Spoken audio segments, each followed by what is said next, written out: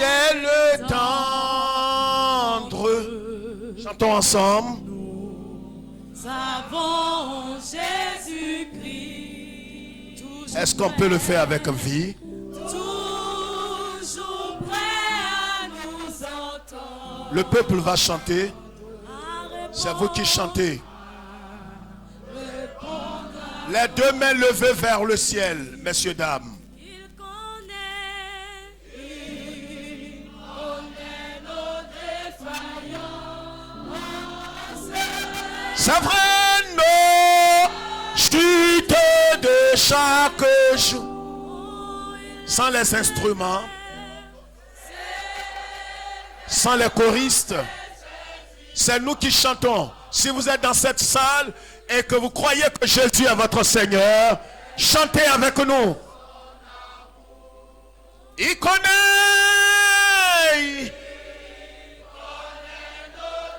Plus fort que ça. Chute de chaque jour. C'est vers ses exigeants.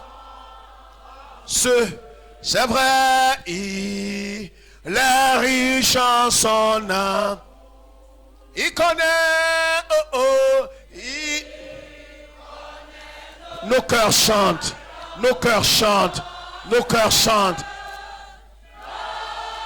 Chute de chaque jour, nous l'aimons notre Seigneur. Vers ses exigeants. Réjouis-toi, quelles que soient les épreuves.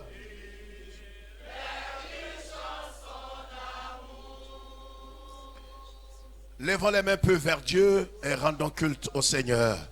Bénissons-le. Élève la voix et dis-lui merci pour ses bienfaits à ton endroit. Il est bon notre Dieu.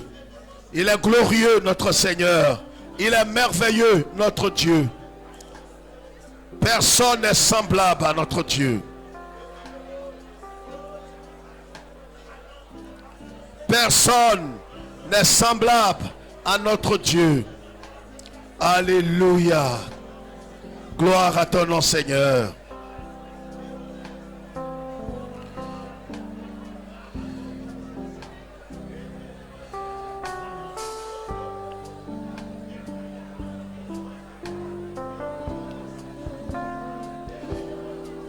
Alléluia. Merci Jésus.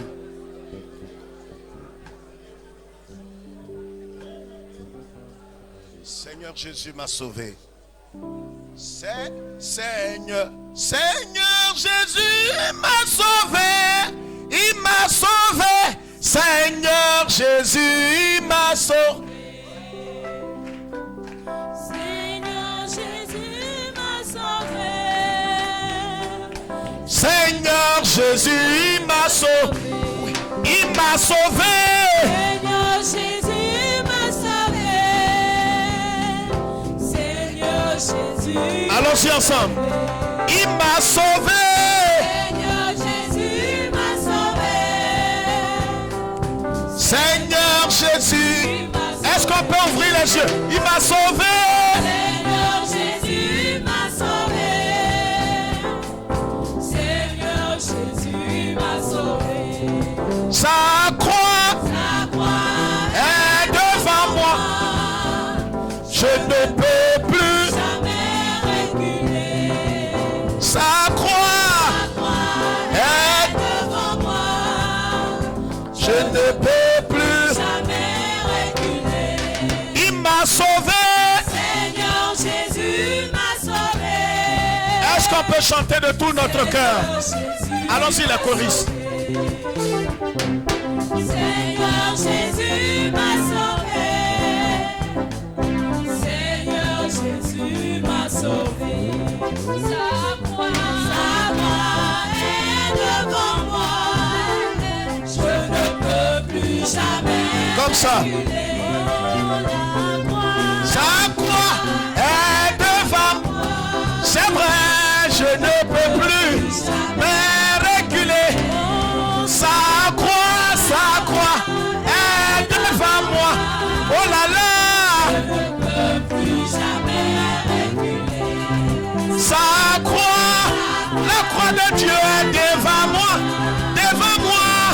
devant moi, jamais, j'aimerais, ça croit, oh là là, devant moi,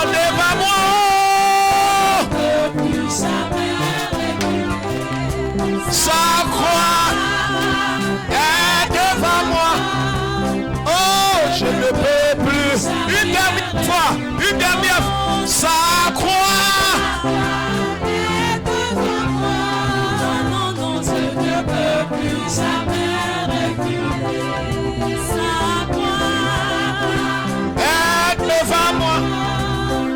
Je ne peux plus jamais reculer. C'est pour lui. Alléluia. Veuillez vous asseoir. Merci. À la voix de l'évangile junior, Dieu nous bénisse. J'ai dit que Dieu nous bénisse. Bien-aimés frères et sœurs, nous sommes très heureux d'être là dans la présence de notre Dieu. Alléluia. Vous savez, quand votre cœur est rempli de joie, votre cœur sera rempli certainement de gratitude. Je sais que quelqu'un m'entend. Et ceux qui nous suivent aux États-Unis, ceux qui nous suivent au Canada, qui nous suivent partout en Afrique, je crois qu'ils sont d'accord avec moi que, vous savez, quand votre cœur est rempli, regarde ici s'il te plaît, tu ne diras pas, Seigneur, c'est vrai, ma joie sera grande quand tu vas tout accomplir pour moi.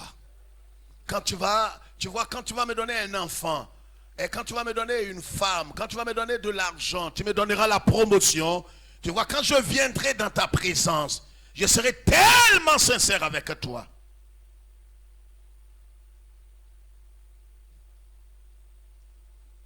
Pendant que tu as l'opportunité de dire merci à Dieu, dis-lui merci. Tu ne m'as pas compris, j'ai dit dis-lui merci. Parce qu'il y a des gens qui ont bien voulu et qui avaient fait des projets aujourd'hui, le 9 septembre. Peut-être de rendre visite, de faire ceci ou cela. Mais ils n'ont pas eu l'opportunité. Parce que ce matin, ils n'ont pas pu se réveiller. Ils sont morts. Mais toi, tu es tellement intelligent. Tu es tellement fort. À cause de tes dîmes et tes offrandes, Dieu s'est senti obligé de te maintenir en vie. À cause, surtout, j'ai oublié, à cause de ta beauté, qui est inégalable. Tu es ce que tu es par sa grâce. Ce que tu mérites, c'est l'exécution.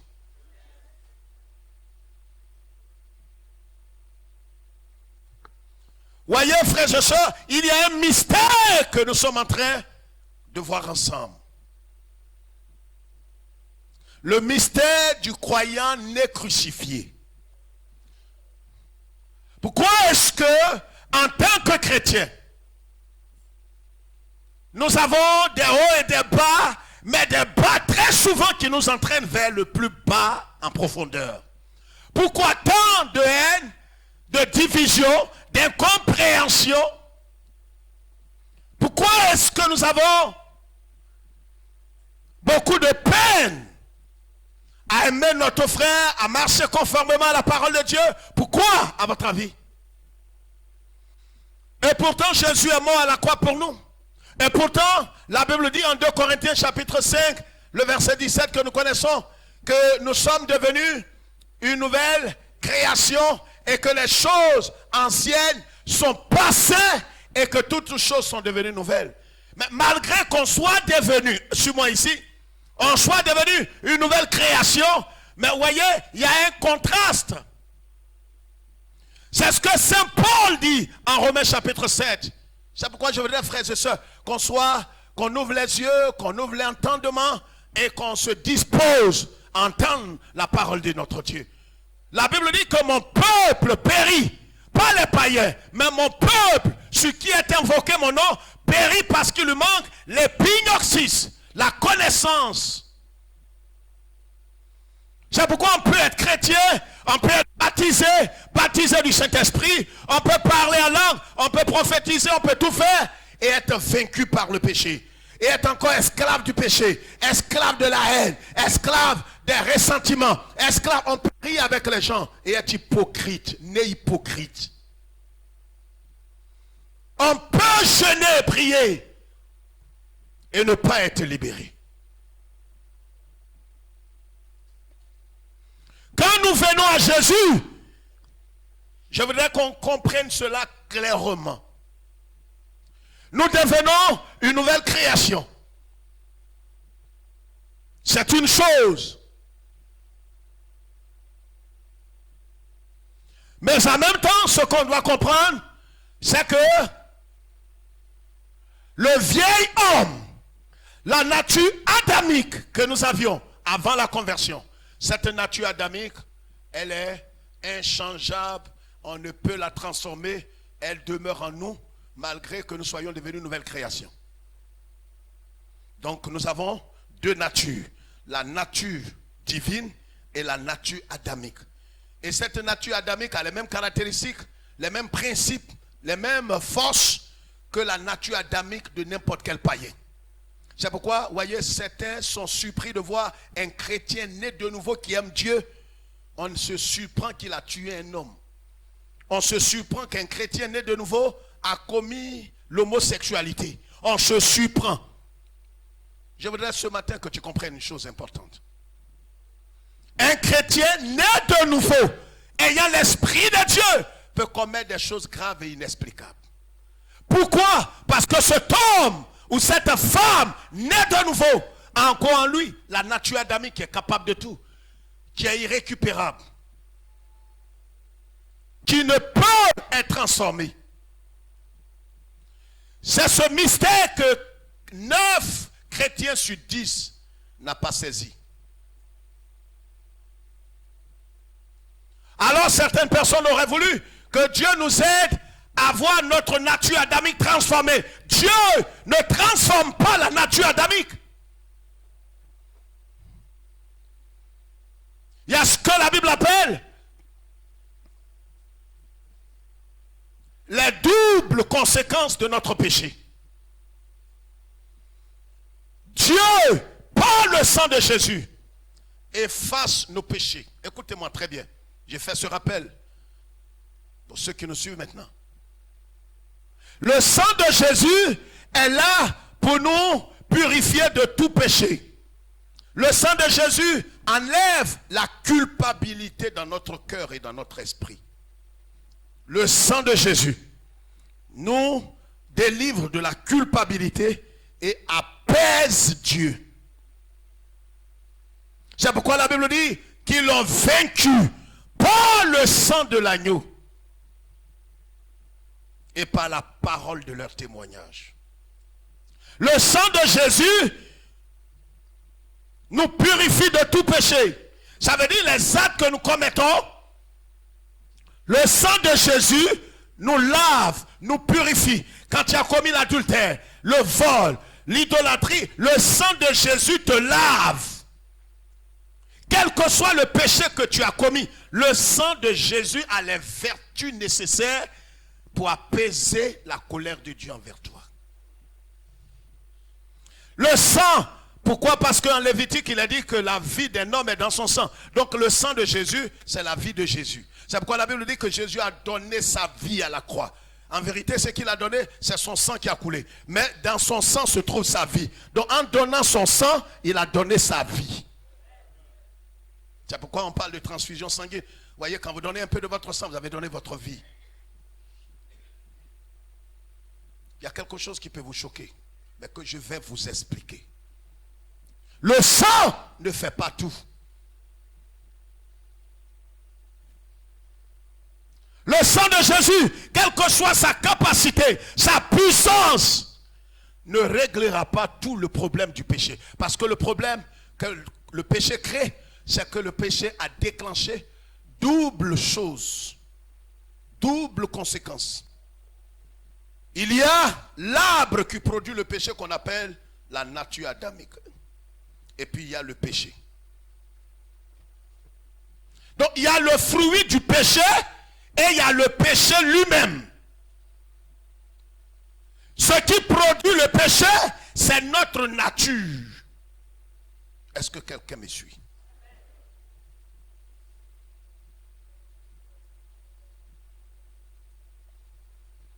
Ce n'est pas parce que tu pêches que tu es pécheur. C'est parce que tu es pécheur que tu pêches.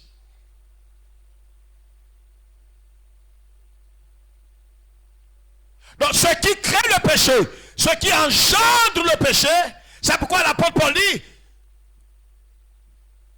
j'ai comme une loi, un principe dans mes membres. Quand je veux faire le bien, j'aime le bien. Je ne veux pas haïr mon frère, haïr mon mari, haïr ma femme, haïr mes enfants. Je ne veux pas avoir de la rancune dans mon cœur.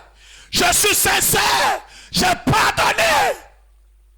Je ne comprends pas pourquoi est-ce que la haine est encore attachée à mon cœur. Quand je vois mon frère, j'ai envie de le tuer. Quand je vois mon mari, j'ai envie de le tuer. Et ce n'est pas ce qui mérite. Et pourtant, j'ai jeûné 21 jours. Le jeûne ne vous délivrera pas. Voici ce qui a tué beaucoup de chrétiens évangéliques. Le jeûne est indispensable. Il est important. Mais c'est un allié de la foi. Il est allié. Il a pu quelque chose. Mais lui seul, il ne fait pas les choses.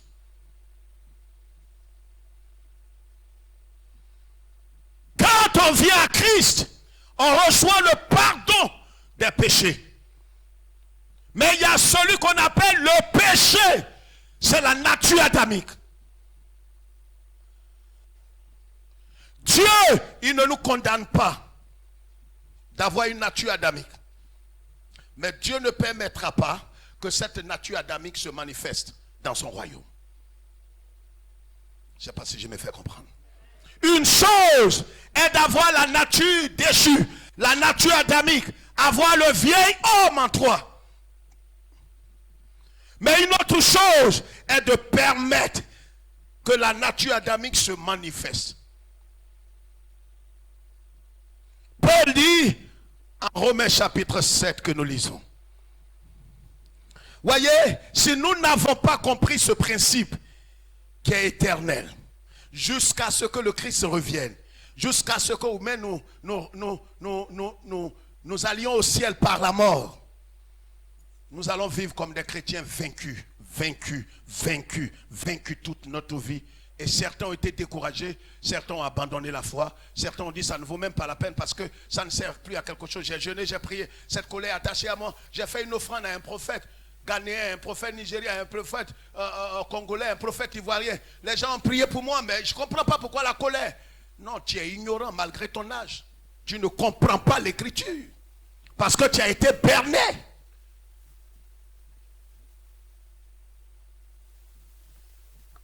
Le sang te purifie. Mais pour être délivré de la nature adamique, Dieu a donné une autre solution. Ce n'est pas le sang, c'est la croix. Les deux solutions, le sang de Jésus te purifie de tout péché, te enlève la culpabilité, et la croix de Christ te délivre de la puissance du péché. Pour être lavé, il faut le sang. Pour être délivré de la nature adamique, il faut la croix, la mort.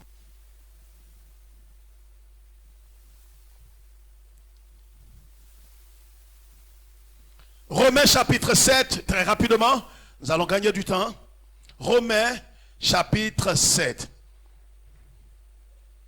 Nous lisons la parole de Dieu. Romains chapitre 7.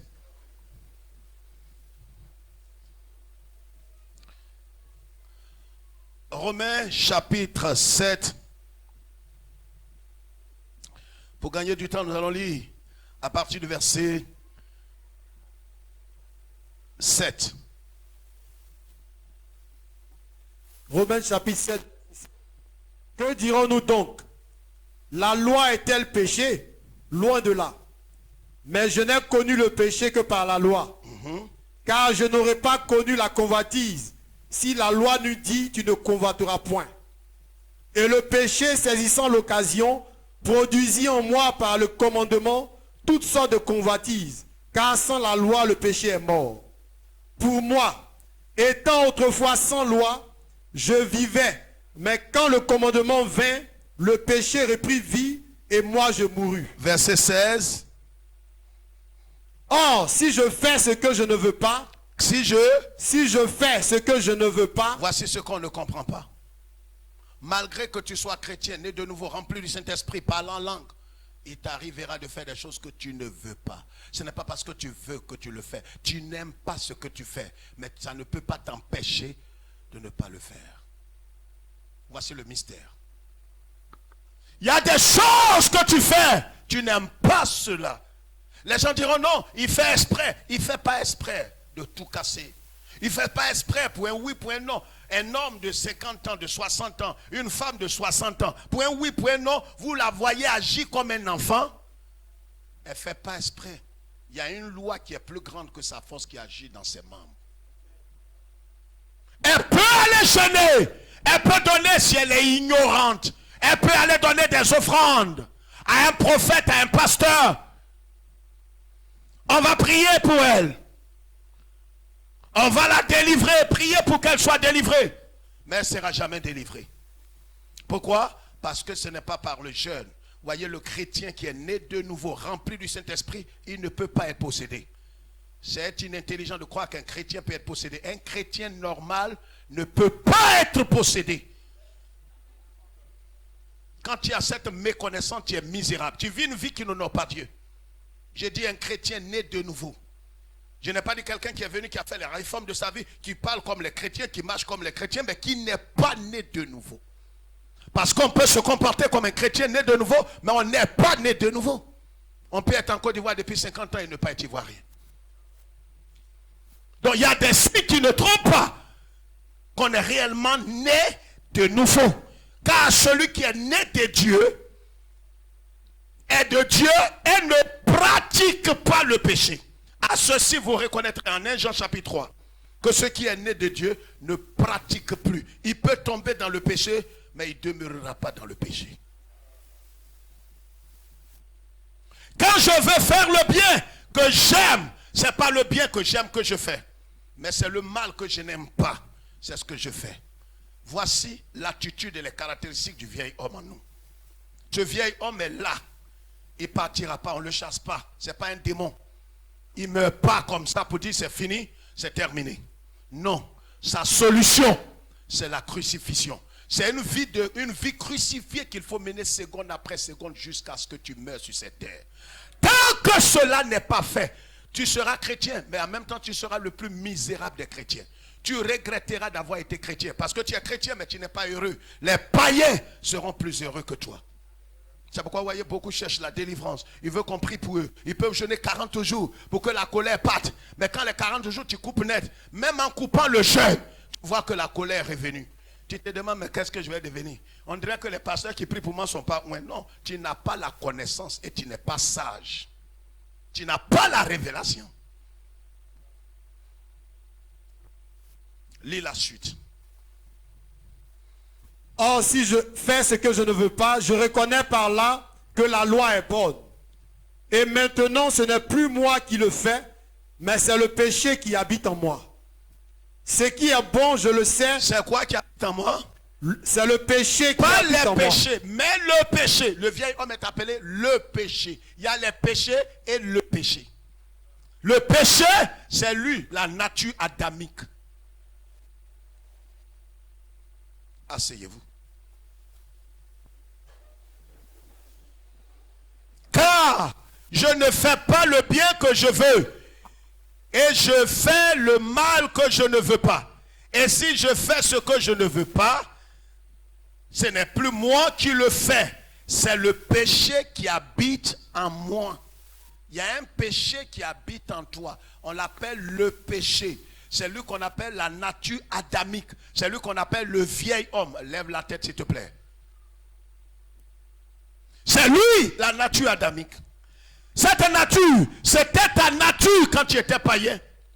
Mais cette nature, quand tu viens à Jésus, cette nature est là. Elle n'est pas partie. C'est elle qui t'amène à faire des choses qui n'honorent pas Dieu. Et souvent tu te surprends de faire des choses, dire des choses qui n'honorent pas Dieu, qui ne ressemblent pas à un chrétien. Tu te demandes, mais comment ça? J'ai pu faire ça. On dit, oui, c'est toi qui as pu blesser. Une soeur en Christ a coupé l'oreille de sa soeur. Coupé l'oreille, arraché, avec sa dent. On dira qu'elle est possédée, ce n'est pas possession. Voyez, le temps viendra où les gens croiront que vous n'avez jamais été converti. Et c'est pourquoi, vous voyez, un chrétien qui est né de nouveau, s'il ne vit pas une vie crucifiée, parce que la solution pour un chrétien, pour être libre de la puissance du péché, ce n'est pas la délivrance. La délivrance est réservée à ceux qui viennent et dont on a besoin de prier pour eux, chasser les démons pour qu'ils donnent leur vie à Jésus. C'est différent. Mais dès que cet homme est converti, né de nouveau, rempli du Saint-Esprit, le démon et Jésus ne peuvent pas se partager un tabouret. Soyez sage au moins. Même si tu ne connais pas la Bible, mais réfléchis. Tu es le seul dont dans le cœur, Jésus et diable partagent le même tabouret. Même si tu n'as pas été à l'école biblique, tu ne connais pas la Bible en profondeur, mais réfléchis. Tes problèmes sont dus en grand nombre par ton manque de connaissance. Dieu, il ne partage pas sa gloire avec un homme. C'est un Dieu extrêmement jaloux. Donc quand il prend possession du cœur d'un homme, il ne permettra pas que le démon vienne là, s'asseoir à côté de lui. Ou c'est Jésus qui est là, ou c'est le diable. Donc si tu es possédé, il faut réfléchir. Tu n'as pas de part avec les enfants de Dieu. Vous imaginez, Dieu va venir mettre son cachet, mettre son sceau sur quelque chose qui ne lui appartient pas à lui seul. Réfléchissez vous-même, vous êtes des grands garçons, des grandes femmes.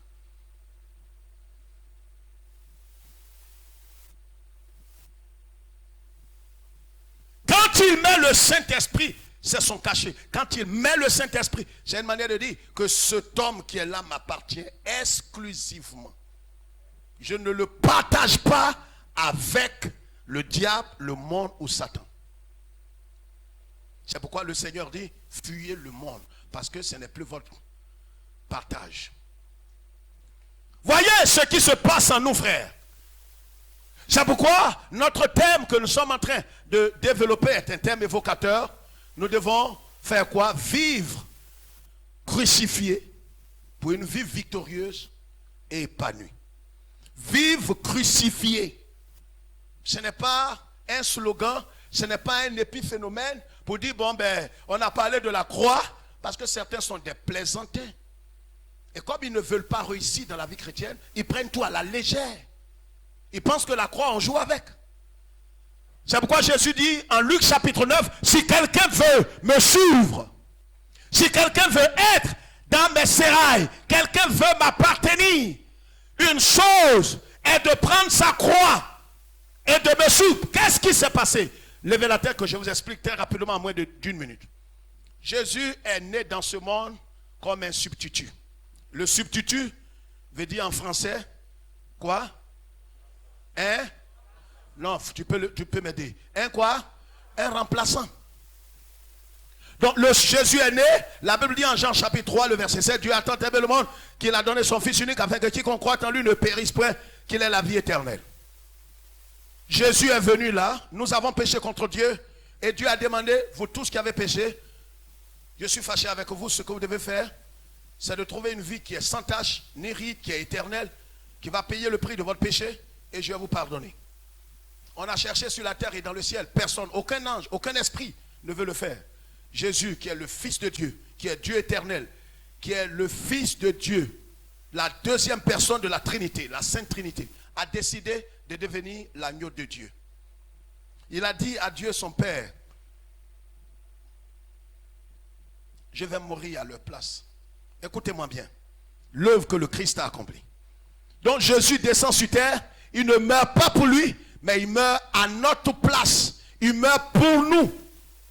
Quand Jésus mourait, nos aïeux n'étaient pas encore nés. Il y a 2000 ans.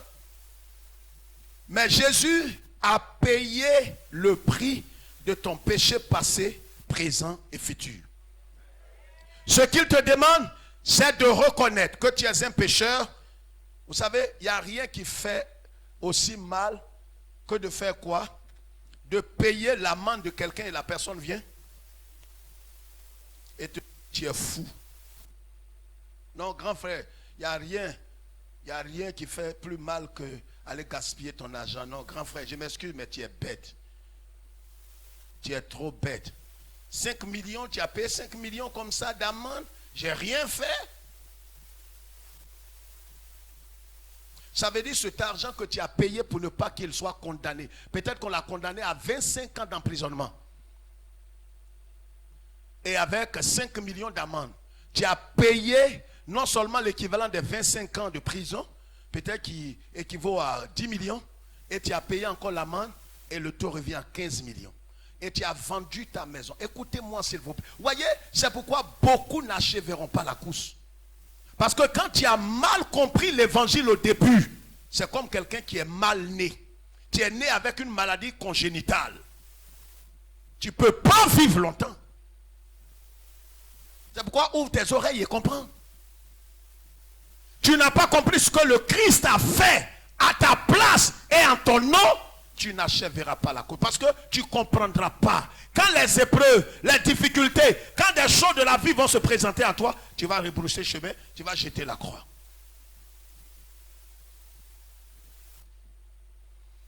Quelqu'un qui vient et qui vend, même père, même mère, ils sont 2 enfants, je vous ai raconté l'histoire, et qui vend sa maison, qui vend son champ,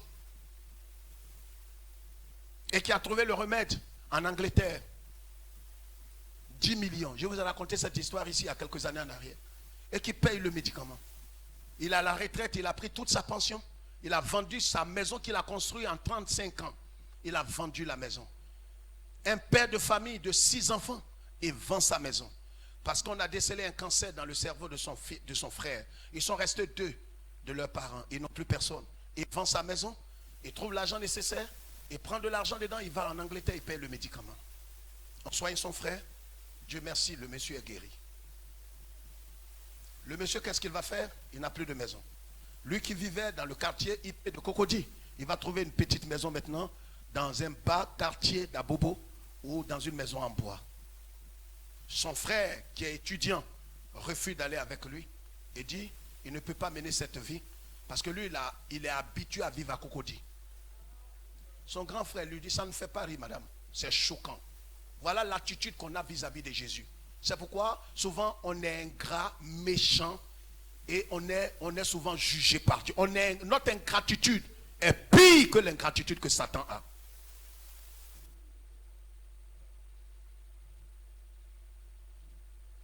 La vie crucifiée, tu dois la mener chaque jour. Tu ne dois pas vivre comme quelqu'un qui a sa volonté propre. Tu dois assujettir ta volonté propre. Fais fi de ton honneur. Fais fi de ta gloire. Fais fi, quelles que soient les épreuves, la maltraitance, quels que soient les manques. Tu es marié légalement, tu as honoré Dieu, tu n'as pas d'enfant. Continue de vivre crucifié. Continue de vivre crucifié.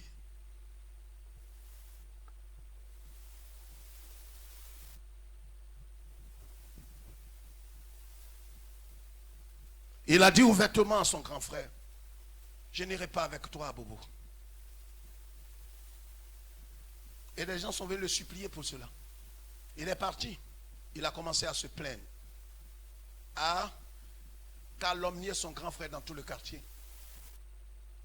Le repas que sa belle-sœur prépare, il dit, il ne mangera pas. Parce que ce repas n'est pas à sa hauteur. Il avait voulu que son grand frère puisse acheter un matelas Makassi de près de 50 000. Son frère dit, mais petit frère, mais c'est tout l'argent que j'ai investi pour te soigner. Je dors sur une natte, moi qui ai vendu ma maison à cause de toi. Dors sur une natte! Il refuse de prendre le repas parce qu'il aurait voulu un repas bien garni. Il n'est pas prêt à manger de la tchéké que son frère qui a été ici dans ce pays, un gros cadre, il met du sucre dans la tchéké et il mange avec ses 6 enfants. son petit frère refuse de manger ce repas. Parce qu'il dit, il n'a pas demandé à ce que son frère vende sa maison. Et il n'est pas prêt à vivre avec lui. Il va chercher un de ses parents éloignés. Et s'il faut vivre chez un ami, il préfère que de vivre une vie misérable avec son grand frère. Frères et sœurs, voici ce qui est choquant dans la marche chrétienne. Voici où vous emmène l'évangile de prospérité. Certains sont assis avec cette doctrine dans leur cervelle et dans leur cerveau. Jésus a tout payé, je mérite un enfant, je mérite un mari, je mérite tout. Je n'ai pas le droit de vivre comme ça. Jésus a tout payé. Il a payé, c'est vrai. Quand les épreuves viendront, demeure et vive cette vie crucifiée. Ne descends pas de la croix de Christ. Voici l'ingratitude qu'on a vis-à-vis de Jésus. Lui qui a donné sa vie à la croix, qui a payé le prix pour que nous échappions à l'enfer éternel. Mais aujourd'hui, regardez ce qu'on demande à Jésus. Il a dit qu'il allait pourvoir à tous nos besoins, mais il n'allait pas pourvoir à nos convoitises. Dieu, il est bon, il est amour. Il dit même méchant que vous êtes quand vos enfants vous demandent des choses, vous leur donnez à plus forte raison le Père. Dieu sait ce qui est nécessaire à ta vie. S'il a versé son sang, tout son sang à la croix pour te sauver, ce n'est pas un morceau de pain, ce n'est pas un fromage, ce n'est pas un enfant qui ne peut pas te donner. Même s'il ne te donnait pas, il ne te doit rien. Mets ça dans ton cœur et dans ton esprit. Il ne te doit rien. Contrairement à ce que tes prêtres et tes pasteurs vendus, fils du diable, t'enseignent, que Dieu te doit. Il ne te doit rien. Demande à tes parents. Il ne te doit rien. Rien et rien.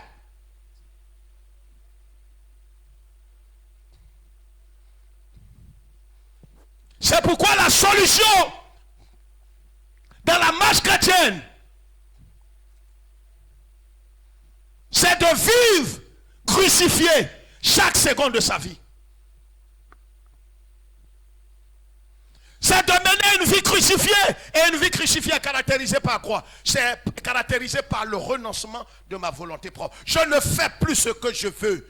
Quand bien même que ça m'arrangerait pour un temps, je ne fais plus ce que je veux. Quand ma femme ou mon mari, je mérite ça, et mon mari me traite comme une chienne, comme une pute. Oui, je ne mérite pas ça. Mais Jésus m'a dit que je suis né crucifié. Jésus est notre substitut.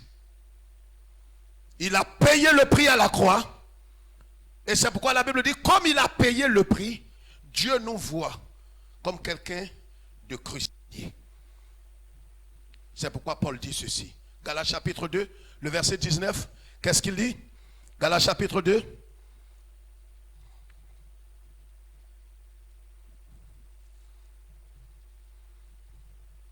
Galates chapitre 2, verset 19. À 20. Car c'est par la loi que je suis mort à la loi, afin de vivre pour Dieu. J'ai été crucifié avec Christ. J'ai été crucifié avec Christ. J'ai été crucifié avec Christ. J'ai été crucifié avec Christ. Et si je vis, ce n'est plus moi qui vis. Oui. C'est Christ qui vit en moi. Amen. Voilà ce que la Bible dit. J'ai été crucifié. Voici d'où commence la vie chrétienne. J'ai été crucifié. Et si j'ai été crucifié, je ne peux plus vivre comme quelqu'un qui n'est pas crucifié. Dans toutes les situations, devant les épreuves, devant les prières non exaucées, devant l'adversité, devant la maladie, je dois me maintenir comme quelqu'un qui est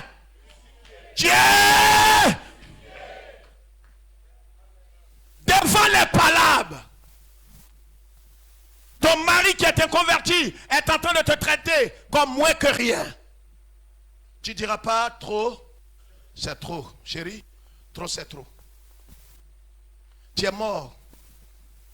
Tu dois rentrer dans toute relation comme mort et sortir comme mort. Pourquoi certains foyers sont misérables étant même l'église? Pourquoi certains sont devenus comme des prisonniers? Ils cohabitent, mais ils ne sont plus mariés. C'est la misère morale. Ils ne couchent plus ensemble, ils ne vivent plus ensemble. Ils sont là comme des tuteurs. dans l'église évangélique. C'est la plus grosse misère qui puisse arriver à un homme. Tu es avec une femme, tu n'as pas d'intimité avec elle. 1 an, 2 ans, 3 ans. Tu es avec un homme, tu ne peux pas aller avec lui. Mais ils cohabitent. Et comme ils ont le don de l'hypocrisie, quand ils viennent à l'église, ils vont sourire. Amen. Amen, mon frère, comment tu vas? Et ta femme? Elle est là, ma jolie femme. Et pourtant, les deux ne se parlent pas. Non, c'est être hypocrite, traite. Ils cohabitent, mais ils ne sont plus mariés depuis des années. Ça, ce n'est pas une vie chrétienne. On chante, on tombe en transe, on balbutie, oh Seigneur, Seigneur. Mais en même temps qu'on fait ces choses, on n'est pas prêt à vivre une vie crucifiée. C'est-à-dire, rejeter notre volonté propre devant toutes les situations. Renoncer à nos droits devant toutes les situations. Quelqu'un t'a traité de chien. Oui, tu es chien. C'est moi qui te dis ça aujourd'hui. J'ai dit, tu es chienne. À cause de toi, ton comportement, tu es chrétienne. Mais j'ai pris une seconde femme. Tu ne trembleras pas pour dire, oui, trop c'est trop. Toi aussi, tu es chien. Tu es chien. Je vais te dire ça pour que je me retente après. Je vais prendre 3 jours de jeûne. Non, ton jeûne est annulé. Le ciel ne te pardonnera pas parce que c'est volontairement tu pêches.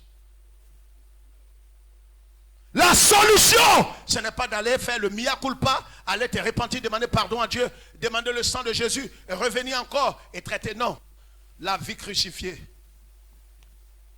Mener une vie crucifiée, vivre crucifié, c'est la délivrance, c'est la solution à tous nos problèmes dans la marche chrétienne. Face aux démons, face aux sorciers, face au monde, face à l'adversité, la solution, ce n'est pas sort de ce corps, non, c'est de vivre crucifié. C'est de ne pas réagir devant la situation. C'est de ne pas répliquer, c'est de renoncer à son honneur, sa dignité, ses désirs, son plaisir. Si nous ne sommes pas prêts à renoncer à nos droits, nous ne sommes pas prêts à suivre Jésus. Voici la vie chrétienne qui mène à la victoire et qui nous fera entrer dans le ciel. Le reste n'est que pacotille, n'est qu'artifice.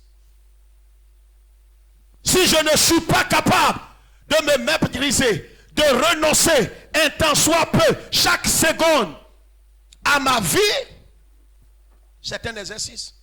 C'est chaque seconde on doit le faire. Je dirais pas non, c'est comme ça dans notre famille. On est comme ça impoli. Je parle mal, ma maman parle mal, mon grand-père parle mal. Dans notre famille, on parle tous mal. On est mal élevé dans notre famille. Mais quand tu es venu à Jésus, tu es devenu une nouvelle création. Mais ta nature adamique qui faisait que tu parlais mal, tu étais impoli, est encore là. Si tu lui donnes l'occasion, on ne saura pas que tu es converti un jour. Ce que tu dois faire, devant les injures, devant la maltraitance, devant la persécution, tu ne feras pas comme ces femmes indignes qui, point oui, point non, se jettent sur leur mari. Non. Le monsieur peut te gifler. Ça te fait mal.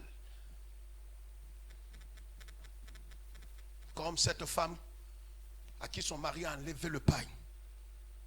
Ils sont tous deux chrétiens à l'église. Tellement il voulait humilier sa femme qu'il a enlevé le pain. C'est une autre femme païenne qui vendait de la chique au bord, qui a jeté un pain sur la sœur et qui s'est attachée. Elle a attaché le pain. On a dit à la sœur de ne pas répliquer. Les gens ont dit non, ça c'est pas Jésus. Vous êtes des peureux. Ça c'est pas Jésus. Un homme qui te déshabille nu. Je rêve, Jésus n'a jamais dit de laisser ça. Seigneur, mais c'est pourquoi tu es malheureux. Tu seras misérable toute ta vie. C'est ça la croix.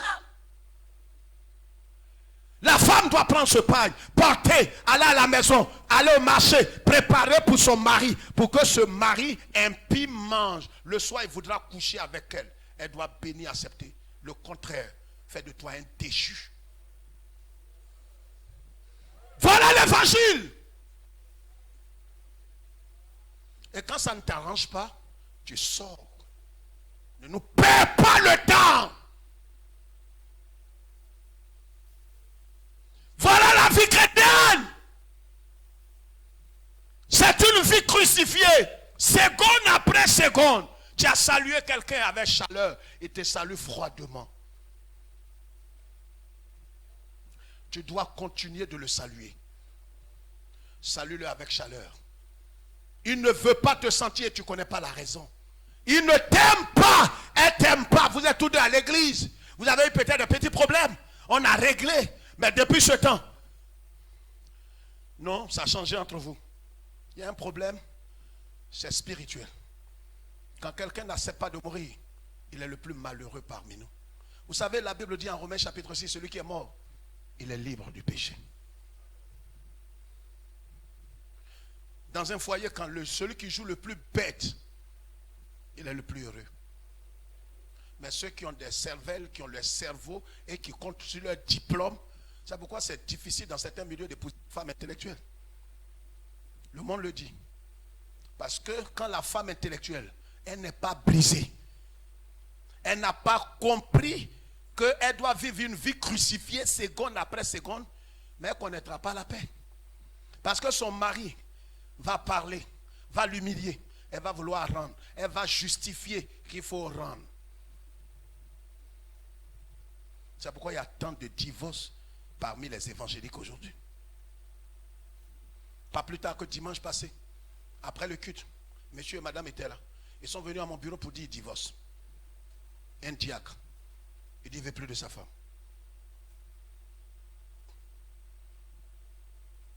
Le tout ne suit pas de venir danser à l'église ici comme comédien. Il y a une vie que nous tous, ce que j'ai dit là, je n'ai pas dépassé ça. Je suis appelé à vivre ça. Je peux échouer dans la semaine ou dans la journée 3 fois. Mais je me relève, je dois continuer de vivre une vie crucifiée.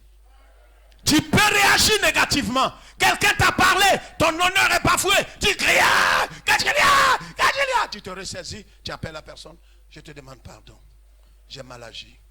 Oui, cela va arriver 100 fois, 200 fois, 1000 fois. Seulement reconnais ton tort et reprends la croix. Ne descends pas.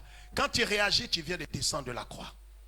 Si tu ne vis pas crucifié, tu ne suivras pas le crucifié et tu n'entreras pas dans le royaume du crucifié.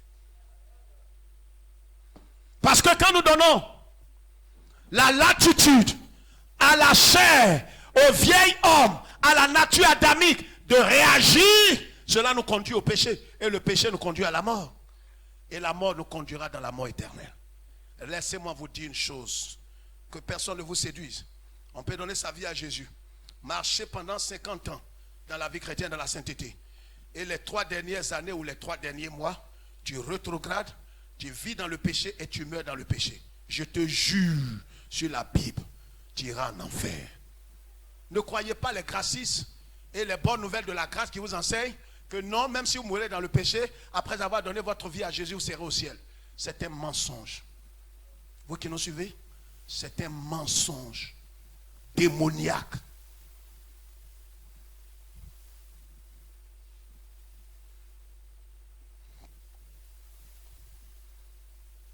Vive crucifié pour une vie victorieuse.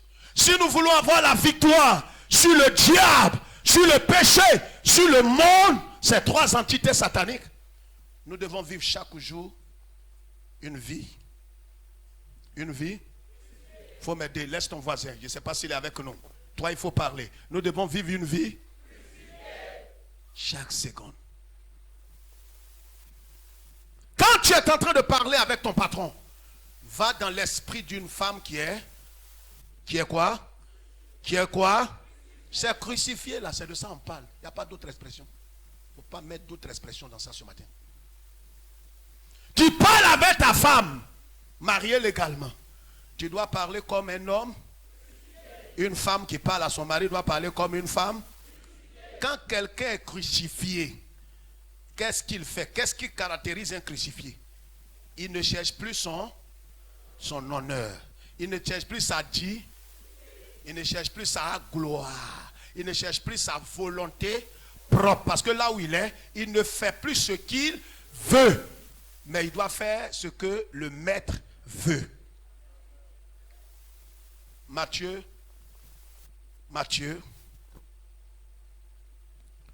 chapitre 27. Allons-y vite. Matthieu 27, verset 39. Les caractéristiques d'une vie. Voyez, la solution, ce n'est pas de venir ici, on va crier sur toi. On peut prier pour toi, on peut intercéder pour toi. Si tu as des problèmes de maladie, tu es attaqué, on peut prier pour toi. Mais dis qu'on va te délivrer de démons de colère, démons de temps. On a prié sur toi. Quels sont ceux qui sont honnêtes ce matin, comme moi, où on a prié sur toi pour chasser l'esprit de colère, mais jusqu'aujourd'hui, colère là est là. Sois honnête, lève la main comme ça. Tu vois quelqu'un qui lève la main, il faut comprendre que c'est un menteur. Il n'y a pas quelqu'un qui n'est pas colérique ici. Même quand sa bouche là est ouverte comme s'il sourit. Colérique. Il y a des gens colères, les prennent, ils tremblent comme ça. Attrapez-moi, cherchez l'eau. Qui n'a qu'à chercher l'eau? C'est ton mari qui va faire ça. Qui n'a qu'à chercher l'eau? Tu es crucifié là? Mais ma main l'avait partie. Tu n'es pas crucifié. Tu ne vis pas. Oh, tu es né crucifié. Tu dois vivre crucifié, sinon tu es hypocrite.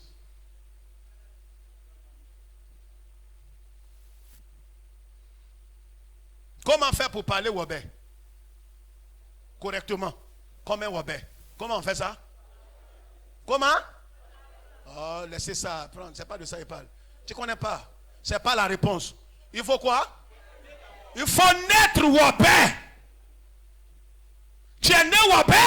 Le sang Wobé en toi. ADN Wobé. Tu parles comme Wobé. Tu n'apprends pas à marcher comme Wobé. Tu marches comme Wobé sans faire exprès. Quand tu es né crucifié, tu dois vivre crucifié. Si tu vis non crucifié, ceux qui sont là, ils ne comprennent pas qu'est-ce que tu fais. Tu es traître. Parce que tu es né crucifié, tu dois vivre ta vie comme un crucifié.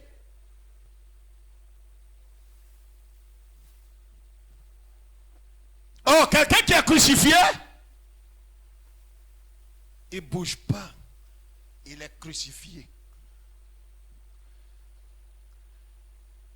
Le monde t'appelle, mais tu ne bougeras pas.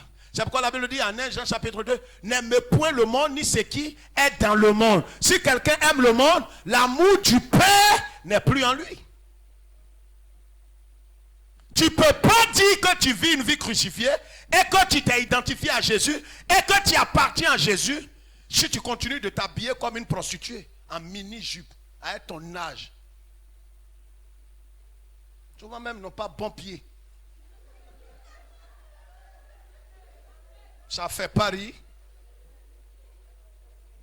Ce que les gens cachent, toi tu exposes. Oh, personne ne veut regarder ça. Même les païens qui aiment l'immoralité, ils ferment leurs yeux quand ils te voient. On dit elle est passée. Mais pieds comme ça, la païen n'aime pas. Donc pourquoi tu es venu à Jésus, toi tu ne cacherais pas ça? Cache ça! Parce que tu ne vis plus pour toi-même. Tu vis pour qui? Pour celui qui a été crucifié pour toi. Ta bouche a été crucifiée. Tes mains ont été crucifiées. Ton sexe a été crucifié. S'il doit travailler, il doit travailler légalement.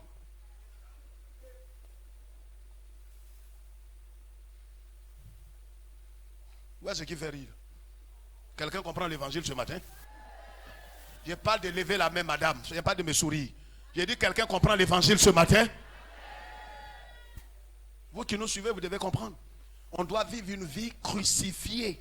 On ne doit plus maintenant vivre notre propre volonté, vivre pour nous-mêmes, pour notre honneur. Qu'est-ce que la Bible dit? Matthieu 27, 39. Les passants l'injurièrent. Les passants, lis le verset 28. Il lui ôtait ses vêtements et le couvrit d'un manteau écarlate. Les passants l'injurièrent, c'est quel verset? 39. Lis le 38. Avec lui furent crucifiés deux brigands. Deux brigands ont été crucifiés. L'un à sa droite et l'autre à sa gauche. Continue. Les passants l'injurièrent. Les passants injurièrent qui? On dit l'injurièrent. Ils n'ont pas dit ils les injuriaient. Donc qui? Les trois crucifiés là. Lève la tête. Tu vois, regarde ici. Ça, c'est ce qui caractérise celui qui est né de Dieu, qui a l'esprit de Dieu, qui fait partie du royaume de Dieu, qui a le nom inscrit dans le livre de vie. Regarde, quand tu es crucifié, et que tu vis une vie crucifiée, les injures vont pleuvoir sur toi. Tes propres frères, sœurs en Christ, tes parents biologiques, ils ne rateront pas l'occasion de te traîner vers le bas. Je parle à quelqu'un. Et pourtant, il y a un chrétien qui est là. Il y a un autre chrétien ailleurs. Les deux qui sont là, c'est deux types de religions. On va t'injurier, mais les autres chrétiens, là, même famille, là, ils ne vont pas les insulter. C'est toi, ils vont insulter. Parce que toi, ta crucifixion est réelle. Il y a des gens qui feront semblant d'être crucifiés. On dit, toi au moins, on te comprend. Dans la famille, toi tu vas à l'église, mais quand on boit bien, tu es là, tu bois un nous, et tu les whisky, tu payes tout ça.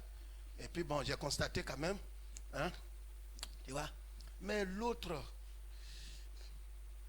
Bamlebo, tu vois, Bamlebo, ce qui me plaît, Bamlebo c'est mon propre petit frère, même pas même mère. Mais Bamlebo me plaît parce que Bamlebo se croit grand chrétien. Buvons bien, même les prêtres et les pasteurs boivent. Jésus même a multiplié le vin. Buvons quand même un peu de bière. Bamlebo dit non, que j'ai écrit dans la Bible. Ça dit quoi, moi, quand tu veux te croire plus chrétien que moi?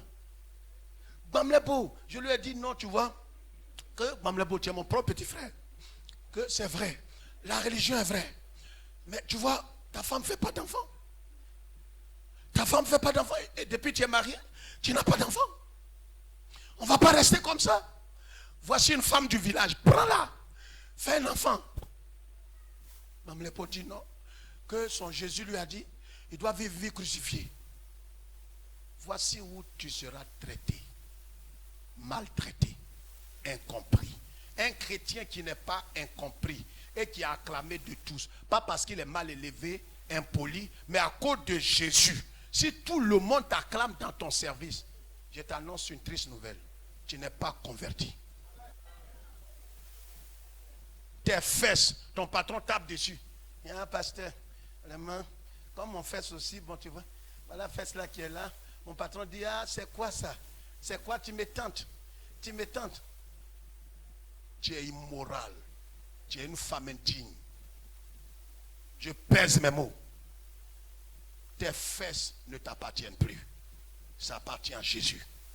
Et ça appartient à ton mari. Aucun autre homme, prophète, bishop, pape, personne ne doit toucher ça.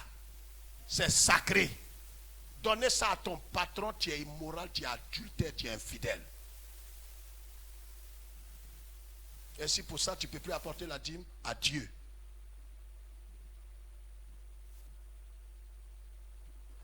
Parce qu'il y a des gens, quand tu leur dis la vérité dans l'amour, pourquoi il a dit ça comme ça? Fais ce que mon patron joue avec. C'est grâce à ça que j'ai eu promotion. Malheureuse femme. Je ne savais pas que ton bonheur était derrière toi, tes montagnes là. Ça qui est la source de ta promotion. Non, une chrétienne née de nouveau, remplie du Saint-Esprit, son corps devient le temple de Dieu. Si on doit te renvoyer, qu'on te renvoie. Les passants, les injuriens, imbéciles, bâtards. Tu n'as pas dit que tu es fils de Dieu? Jésus. Il ne répond pas pour dire je ne suis pas bâtard. Je ne suis pas bâtard. Bâtard là seulement, je ne suis pas bâtard. Non, quand tu es crucifié, on te fera des choses que tu ne mérites pas. On te dira des injures. Même quand tu es beau, on dira que tu es vilain. Je parle à quelqu'un. Mais pourtant ta beauté ne fait point. Ce qui fait mal, c'est ce que le diable va susciter des gens pour te dire ça. On ne dit pas, si c'est vilain là seulement, tu as menti. Tu as menti, je suis crucifié. Hein. Là tu as menti. Là je vais te répondre. Amen. Les passants, qu'est-ce qu'ils ont fait? Les passants ont fait quoi? Ils ont injurié Jésus. Et secouaient la tête. Ils secouaient la tête. Les gens vont secouer la tête. Parce que tu es crucifié, parce que tu mènes une vie crucifiée, ils vont secouer la tête. Ils vont dire ce n'est pas normal que quelqu'un qui se dit enfant de Dieu, des pasteurs, des religieux, des chrétiens qui vivent pour l'évangile de prospérité où ils vous disent que quand tu viens à Jésus, ce n'est pas normal que tu aies des dettes. Ce n'est pas normal que tu n'aies pas d'enfants. Ce n'est pas normal que quand Jésus a tout payé, que tu ne sois pas riche, que tu sois tant, que tu n'aies pas 1 million, 2 millions, 100 millions dans ton compte. C'est un évangile qui vient de l'enfer. un évangile maudit. Parce que tu peux connaître Christ, être rempli. Et Dieu, il te bénira en son temps. Tu peux même mourir de maladie. Comme Élisée est mort de maladie. Ça ne veut pas dire que tu es maudit. Mais ça veut dire que Dieu, il sait ce qu'il cherche dans ta vie. Ils vont secouer la terre pour te dire, comment quelqu'un qui se dit chrétien? Non, ça je refuse. Ça c'est quel Jésus ça? Seigneur, garde-moi. Je refuse. C'est quelle église encore? Comment ça tu as Jésus et tu ne peux même pas manger à la fin? Je refuse. Je refuse. Je refuse. Tu entendras ça. À la fin tu es perplexe, tu es confus. Tu te dis mais c'est quelle église je vais? C'est quel Jésus je suis? Et puis bon, tous mes camarades, tout va bien. Et puis chez moi, ça ne va pas. Reste ferme. Jésus est Seigneur. Je ne parle pas à ta voisine, à ton voisin. Je dis à toi, Jésus est Seigneur. Je le dis encore plus fort et tu répondras avec force. Je dis, Jésus est Seigneur dans ta vie. Son mot, son dernier, il n'a pas dit. Ils vont secouer la tête sur toi. Les gens vont secouer la tête. Ils vont t'appeler madame. C'est quel nom madame? Votre mari? Il dit ah ben oui, j'ai 62 ans. Je ne suis pas encore marié. Et vous êtes chrétienne? Oui, ça fait 20 ans que je suis chrétien. Et vous n'êtes pas marié? Jésus-Christ. Vous n'êtes pas marié? Je refuse ce Jésus-là. Ma Bible dit que à ce temps tu dois avoir ma Bible là ne ment pas. Ma Bible ne ment pas. Ça veut dire qu'il faut te trouver un mari par tous les moyens. Va faire, si ça t'enchante, va sur Internet, ou bien économise, va doter un homme. Je ne ris pas pour ça, ma soeur. Va, tu trouves un homme, tu le dotes, et puis il te prend, et puis bon, tu vis avec lui, si ça t'arrange. Comme si à longtemps tu vis et tu ne gagnes pas mari. Si tu ne gagnes pas, quand mari ne vient pas vers toi, va vers mari. Voici ce que les gens cherchent sur Internet. Chrétienne évangélique protestante. Sur Internet, jolie femme, chrétienne convertie, née de nouveau, église évangélique, cherche un joli mari qui a l'argent pour une vie durable.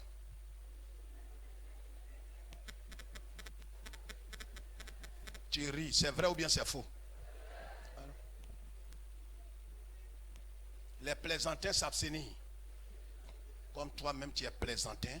Et tu dis aux plaisantins de s'abstenir. Donc quelqu'un va se mettre dans la peau de chrétien quoi? Évangélique. Rempli de l'esprit. Vous allez vous croiser le premier jour. Il va apprendre toutes les techniques. Ils ont fait ça à une soeur à Yopougon. Le monsieur est venu, il parle en langue. Prophétise.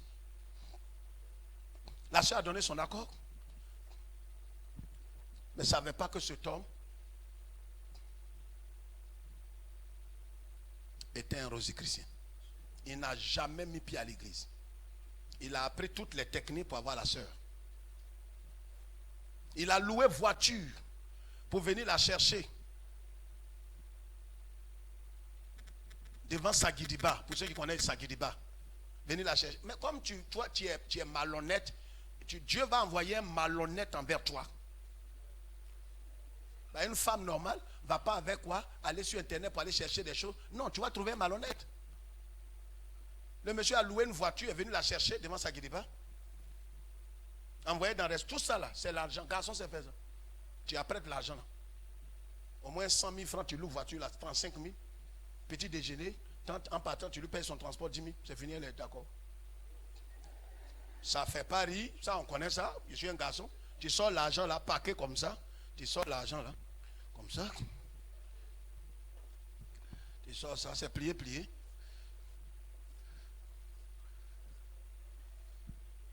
Ça est dans sa poche, ou bien ça est ici. Il sort ça et il enlève. Quand la fille voit ça,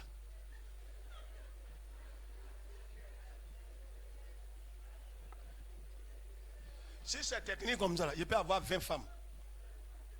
20 femmes. Et la neuve, bon ben voilà, ma chérie, bon. Tu vas prendre les 20 000. Non, je complète un peu. Quand tu vois, même si Saint-Esprit te dit ce n'est pas l'homme, tu dis esprit qui parle, tais-toi. Toi, tu es en haut, je suis en bas. Je ne sais pas lui comment. Quelqu'un qui ne me connaît pas comme ça, qui me donne 30 000 francs matin. Regarde sa voiture, comment ça scintille. Il va te dire, on n'ira pas à l'hôtel. Non, non, non, je vais connaître tes parents parce que je vais être sérieux, je vais voir ton pasteur. Et moi, je vais aller droit au but. Tu ne peux pas ne pas être convaincu. Il dit, il ne te touche même pas. Même pour te donner, il dit non, on n'est pas encore mariés. Tu crois? C'est des choses qu'on apprend. Quand tu vois ça, tu dis, ah, il ne m'a même pas dit qu'il va coucher avec moi, il ne m'a pas touché, mes faits. Non, c'est un homme de Dieu. C'est un homme de Dieu. Donc toi, tu descends de la croix. Comme tu as duré dans célibat, ton ventre là, ça tourne la nuit. Tout chauffe, tu brûles. Donc tu appelles un pont pour venir éteindre. Donc c'est le pompier là qui est venu là. Non, ça ne fait pas rire. Et pour attends d'abord, attends. Pour éteindre feu, on prend l'eau quoi? L'eau propre. Non, on prend n'importe quelle eau. Quand une maison est en feu, on prend n'importe quelle l'eau de cacao, on prend. Tu vois, si tu vas dans cette pensée, que tu cherches n'importe quelle eau, tu vas trouver une eau. Mais je vais dire à mes filles dans la foi et à ceux qui nous suivent, qui croient au message de Jésus-Christ, reste ferme. Le temps de l'Éternel va sonner pour ta vie. Jésus est Seigneur. Les gens qui passaient ont secoué leur tête. Ils ont dit, c'est pas normal, quelqu'un qui s'est proclamé fils de Dieu, et il est à la croix, ils vont lui dire quoi? Va vite et puis on va prier. Il détruit le temple et qui le rebâtit en 3 jours. Jésus a dit un jour, le temple que vous voyez, je le détruirai. Ils ont construit le temple en 46 ans. Les Juifs ont construit ce temple en 46 ans. Et Jésus passait devant le temple. Les gens ne savaient pas qu'il parlait de son corps. Il a dit, détruisez ce temple. Tous ont pensé que c'est le tabernacle, le temple qui est la maison de Dieu, l'église. Donc les gens ont retenu ça en Israël. Quand il est mort, qu'il était crucifié là, ils vont lui dire maintenant, toi qui rebâtis le temple que nos parents ont construit en 46 ans, petite crucifixion on t'a fait depuis le matin. Descends. Toi qui vas à l'église qui chante, Alléluia, Hosanna, louons le Seigneur, Alléluia, Hosanna, louons le Seigneur, louons le Seigneur. Louons le Seigneur. Alors pourquoi tu pleures maintenant? Quand il te disait que viens avec nous, que tu peux être chrétien, né de nouveau. Mais de temps en temps, la croix est lourde. Descends de la croix, prends-toi une copine ou un copain, et après tu remontes. C'est ce que nous tous on a fait. On est protestants.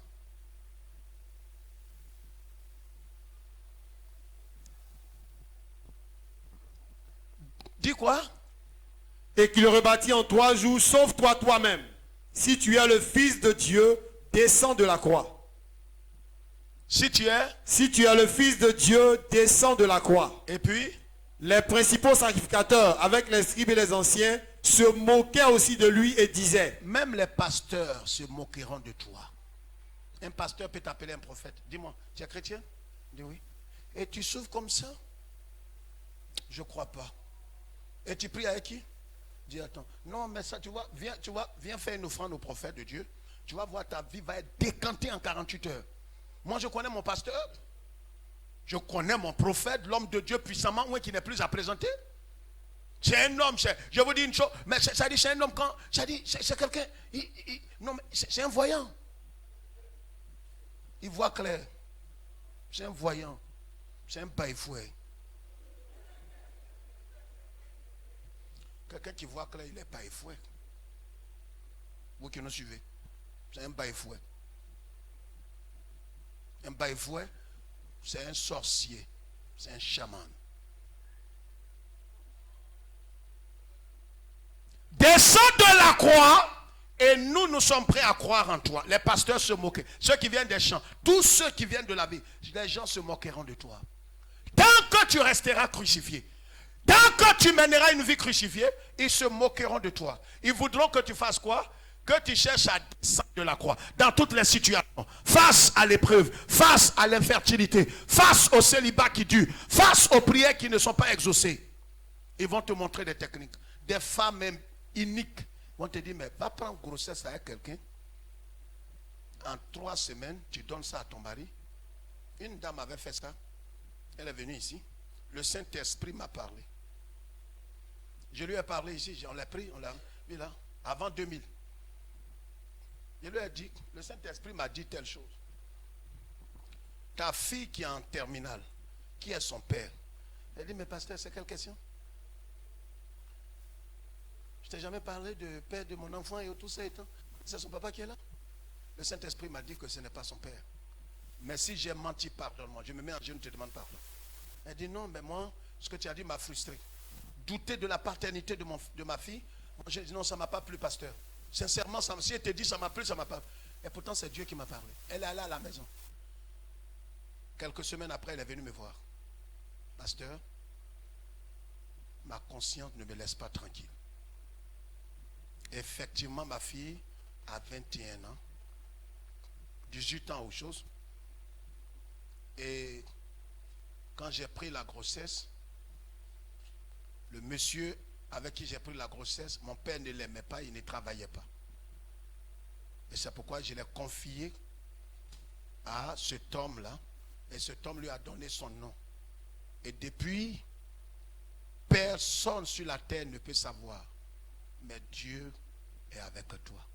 Je ne t'ai jamais parlé de ma vie. Comment tu as su? Comment? Après 18 ans, je vais régler ça. Le monsieur, le vrai est là. C'est un instituteur, il est à la retraite. Comment je vais réparer ça?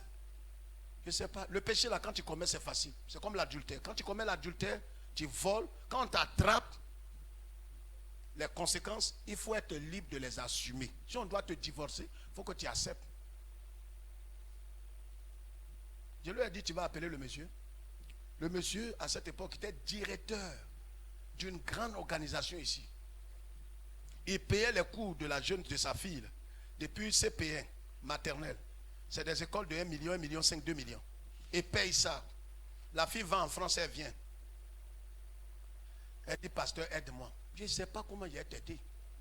Maintenant, tu es né crucifié. Va comme crucifié pour aller parler. Et si vous êtes dans cette situation, Dieu est en train de te parler. Vous qui nous suivez, c'est pareil. Tu ne peux pas tromper Dieu toute ta vie. Elle est allée, elle a vu le monsieur. Quand elle lui a dit, le monsieur dit, je n'aime pas les plaisanteries de mauvais goût, tu vois. Tu vois, c'est pas la Pâque et souvent tu dis des choses drôles. Et il lui a dit, c'est pas ton enfant. Le père de cet enfant-là, c'est un instituteur à la retraite. Le monsieur a failli la buter. Il était armé. Je lui ai dit, quand tout ce qu'il voudra faire de toi accepte, mets-toi en genoux et dis-lui, je reconnais, j'ai mal agi. Je mérite la mort. C'est là que cet homme a su que cette femme est convertie. Elle est née crucifiée. Elle a compris le message de la croix que je lui ai enseigné. Elle n'a pas fui, elle n'a pas justifié. Elle dit, je t'ai trompé. Ce n'est pas ton enfant. J'ai menti. Et je mérite tout ce que tu voudras faire contre moi. Le monsieur l'a attrapé, l'a levé, lui a dit, je te pardonne. Restitue l'enfant. Quand ils sont allés dire à l'instituteur que c'est ta fille, bouf, il est tombé. La fille a déjà réussi. La fille, même quand elle regarde le monsieur, elle a fait 2 pas en arrière. Elle vit ici à Cocody. Le monsieur vit derrière Bokabo. Bokabo et puis Cocody. Bokabo, c'est un petit quartier précaire. Pour ceux qui nous suivent. Où il n'y a pas l'eau courante, il n'y a pas tant, il n'y a pas tant, il y a beaucoup de choses. Vous avez peut-être une petite bougie ou tant, une petite lumière. Maintenant, c'est le quartier qui est viabilisé, en train d'être chose. À Abidjan, dans la commune d'Abobo. Ça a été réglé, ça n'a pas été facile. Je lui ai dit, tu vois, tu as fait ça. Dieu va te donner un mari maintenant. Elle dit Amen. Elle croit, regarde, quand tu enlèves l'interdit dans ta vie, que tu acceptes de vivre crucifié, humilié, nu devant Jésus, ce qui était impossible devient possible. Quelque temps après, un homme était de passage ici en Côte d'Ivoire. L'a vu, dit toi, je vais te marier. Il était chrétien. Aujourd'hui, ils sont mariés. Vie crucifiée. Ne descends pas de la croix. Continue de déposer ta vie devant l'Éternel. Dépose ton honneur, dépose ta dignité, ne réagis pas. Accepte de paix ta vie. Accepte de paix ta volonté propre. Ils ont dit à Jésus, descends. Jésus n'est pas descendu. Il pouvait descendre, mais il n'est pas descendu. Parce que Jésus, il fallait qu'il vive crucifié pour que nous soyons sauvés.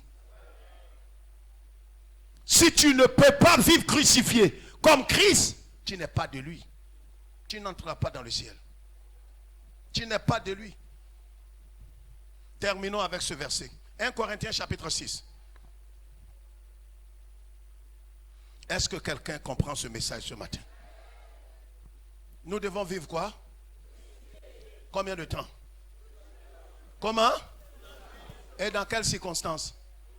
Dans toutes les circonstances.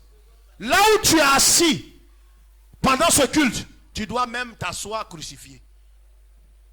Le bic de quelqu'un est tombé, en prends et donne-lui. Un crucifié, c'est celui qui est prêt à oublier son honneur, sa dignité, sa gloire pour servir les autres. Les gens vont te traiter que moins que rien. Accepte. Faut accepter. Vis dans la lumière. Les caractéristiques de crucifié, il vit dans la lumière, il ne vit pas dans le mensonge. Lis, on va prier. 1 Corinthiens 6, verset 1. Verset 17. Verset 17. 16 à 19. Lis à partir du verset 16.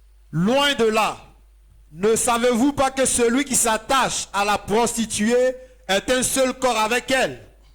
Car est-il dit, les deux deviendront une seule chair. Les deux deviendront une seule chair, continue. Mais celui qui s'attache au Seigneur, celui qui s'attache au Seigneur est avec lui un seul esprit. On est devenu un seul esprit avec le Seigneur. Donc si on est devenu un seul esprit avec le Seigneur, c'est que le Seigneur, quand il est crucifié, après sa crucifixion, les marques ont disparu. Alléluia. Gloire à Jésus. Les marques. Comment? Assieds-toi. Les marques étaient là ou bien n'étaient pas là?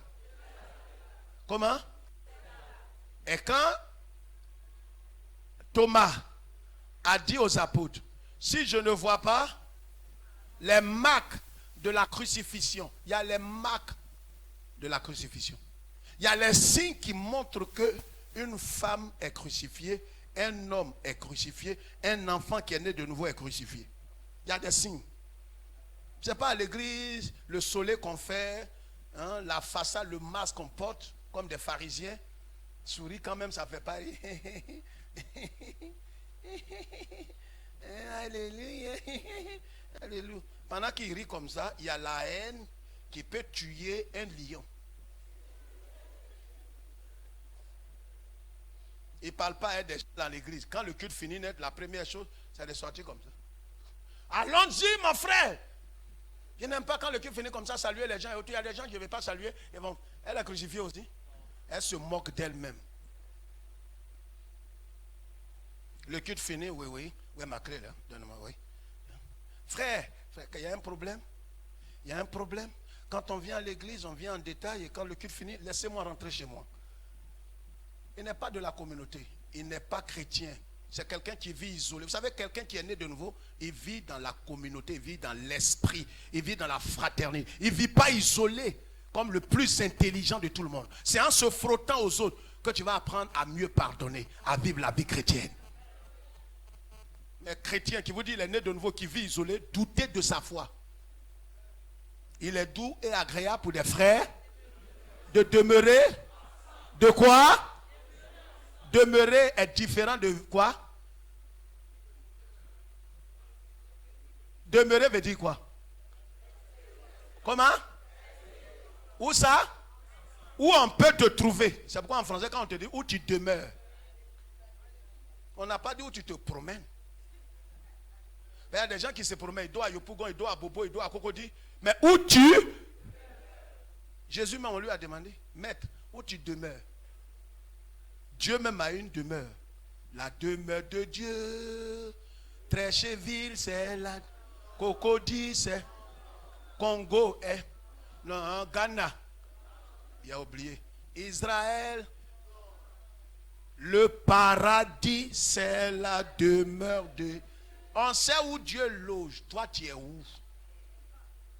Un crucifié a une adresse. Il y a des marques. Descends de la croix. Et maintenant, il dit quoi? Qu'est-ce qu'il dit? Qu'est-ce qu'il dit? Ne savez-vous pas que vous avez été... Allons-y vite, pasteur. Ne savez-vous pas que vos corps est le temple du Saint-Esprit? Prendrais-je donc les membres de Christ pour en faire les membres d'une prostituée? Loin de là. Ne savez-vous pas que celui qui s'attache à la prostituée est un seul corps avec elle? Oui. Car est-il dit, les deux deviendront une seule chair. Oui. Mais celui qui s'attache au Seigneur est avec lui un seul esprit. Continue. Fuyez l'impudicité. Quelque autre péché qu'un homme commette, ce péché est hors du corps. Mais celui qui se livre à l'impudicité pêche contre son propre corps. Continue. Ne savez-vous pas que votre corps est le temple du Saint-Esprit Oui. qui est en vous? Qui est le Saint-Esprit qui est au-dessus de vous. Qui est en vous? Qui se promène avec vous. Qui est en vous? Qui vient vous toucher de temps en temps, vous tombez en transe. Qui est en vous? Il ne rentre pas en vous, mais il vous accompagne. Qui est en vous? Lisez la Bible. C'est choquant de voir quelqu'un de ton âge, il prend Bible et puis il ne lit pas. Lis la Bible. Et puis, il faut être petit. Soit fais-toi petit pour qu'on t'enseigne ça. Le Saint-Esprit ne chemine pas au-dessus. Il ne vient pas comme oiseau. Il nous touche un peu. Il est à l'intérieur de moi. Donc, quand je marche, ce n'est plus moi. Le Saint-Esprit qui est en moi, je le déplace. Quand je vais dans boîte de nuit, le Saint-Esprit, c'est pourquoi il va s'attrister.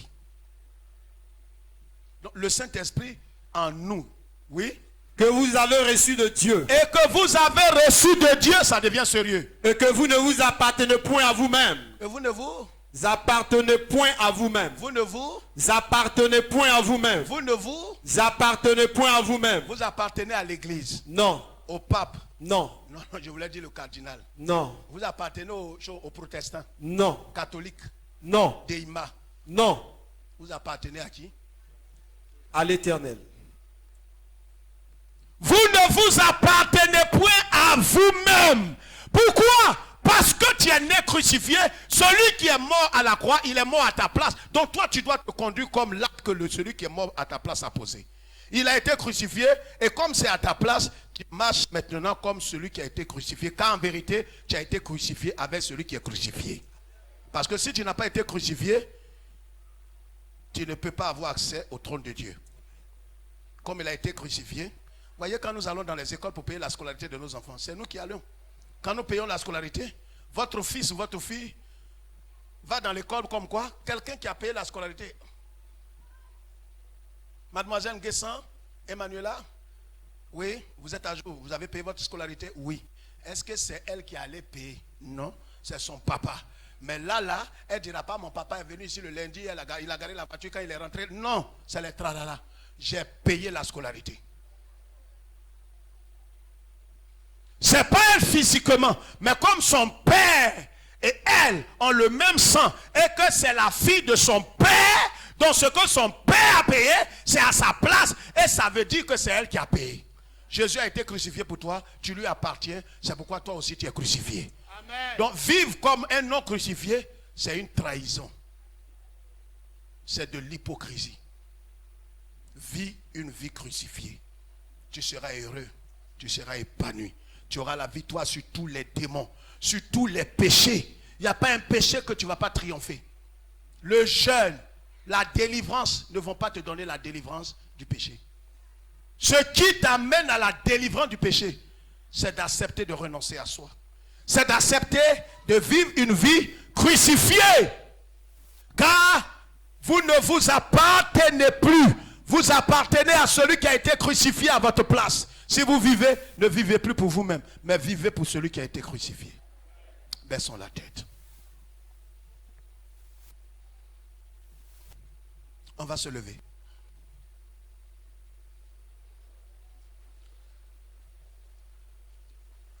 On va lever les mains puis vers Dieu.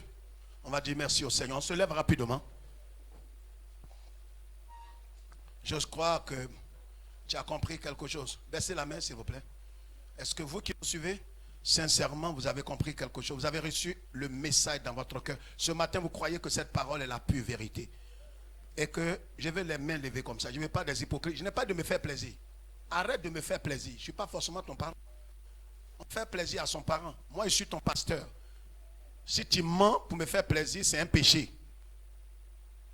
Si le message là, tu sais que ça vient de Dieu, que ce message, tu t'es retrouvé dedans, lève ta main pour que je bénisse Dieu. On doit vivre tous crucifiés. Personne n'est à l'abri. La vraie délivrance pour le chrétien né de nouveau, ce n'est pas aller au département de délivrance pour qu'on te délivre. C'est d'accepter de mourir à toi, de renoncer à tous ces privilèges, ces honneurs, à renoncer à ta volonté. Et c'est à ce prix que tu auras la victoire. Quand le péché, la tentation viendra devant toi, baissez les mains, tu auras la victoire sur tous les péchés. Parce que celui qui est mort est libre du péché. Levez les mains, je vais prier. Nous te bénissons, nous te rendons grâce. Merci pour cette parole qui s'adresse à moi, qui s'adresse à mes frères et sœurs, et qui s'adresse aussi à tous ces millions de personnes qui nous suivent sur le net. Nous te prions, Seigneur, que cette parole fasse son œuvre dans notre cœur. Aide-nous, Seigneur notre Dieu, à vivre crucifié, à vivre, Seigneur, chaque jour crucifié, et à ne jamais, jamais, jamais vivre une vie qui n'est pas crucifiée. Seigneur, tu es notre substitut. Et nous voulons te dire merci pour ce que tu as fait à notre place, en notre nom. Nous voulons te bénir et te dire infiniment merci pour cela. Merci. Pardonne-nous nos fautes, nos manquements et nos péchés. Et donne-nous de vivre pour toi à compter de ce jour. Au nom de Jésus. Amen.